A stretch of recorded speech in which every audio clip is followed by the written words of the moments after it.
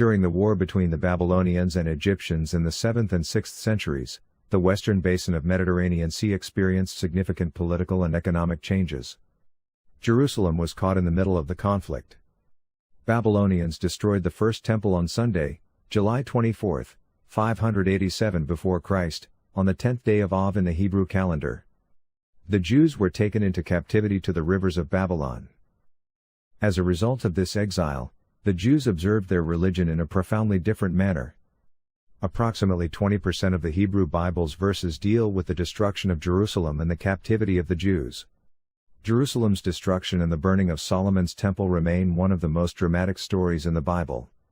The text informs us that they slew Zedekiah's sons before his eyes, that they put out Zedekiah's eyes, and that they bound him with brass fetters and carried him to Babylon. Mulek's story begins at the time of great destruction, when he was the only surviving son of the king. The destruction of Jerusalem affected Mulek personally as a child. At this time, away from Jerusalem, on the island of Jerba in the eastern Mediterranean Sea, the Phoenicians were strong and were able to give protection to the Jewish prince from the destruction of the Babylonians. At the time of Mulek, Hanno the Navigator had at least 30 ships and 60,000 men with which he set out to discover lands beyond the Straits of Gibraltar from Carthage. Not much is known about Hanno the Navigator's lineage, but he was likely a member of the Magonids, a powerful Carthaginian clan. His name was common in the clan, and the Greek term Basileus used to refer to him is likely a translation of the Punic Safite, the highest administrative role in Carthage.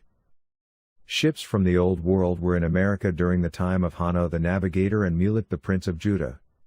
Carthaginian oil lamps, beads, and other artifacts have been discovered along the St. Lawrence River. 3 stone slabs inscribed with Carthaginian script have been found in Sherbrooke, Quebec, Cape Cod, Massachusetts, and Hawley, Pennsylvania.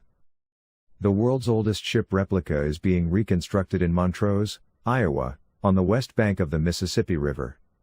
Volunteers have donated more than 7,000 hours for the ship's restoration. Nearly 40 tons of timbers are connected with 10,000 Phoenician joints. This year more than 2,000 visitors have come to the warehouse to see for themselves a ship replica that has crossed 2 oceans and sailed 30,000 nautical miles. We are at a very early stage. The basic elements of history are with this project. There is the Hebrew Bible, which gives a rich narrative of the forces that are in play during the destruction of Jerusalem and the burning of the first temple.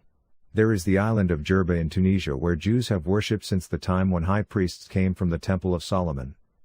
There is the account of an ancient scripture of Mulek and his people coming to Zarahemla on the Mississippi River. There are many artifacts that connect the Old World to the New World. We are only at an early point in our investigation. We are sure that much more will come to light.